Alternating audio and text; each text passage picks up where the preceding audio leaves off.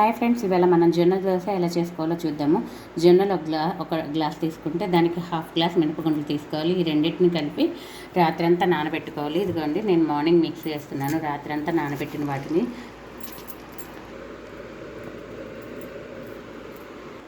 జొన్నలు మినపగుండ్లు కలిపి మిక్సీ జార్లో వేసుకున్నాం. దాంతోపాటు 2 పచ్చిమిరపకాయలు, ఒక అల్లం ముక్క, కొంచెం జీలకర్ర వేసుకోవాలి.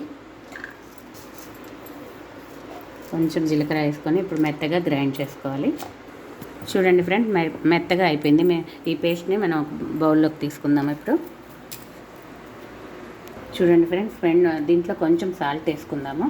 కొంచెం గట్టి పిండిగా, కొంచెం లూజ్ పిండిగా 2 రకాలుగా తీసుకోవాలి. ఒకటి దోశలాగా, ఒకటి రొట్టెలాగా ఇప్పుడు బాగా కలుపుకొని వెంటనే దోశ వేసుకోవాలి ఫ్రెండ్స్.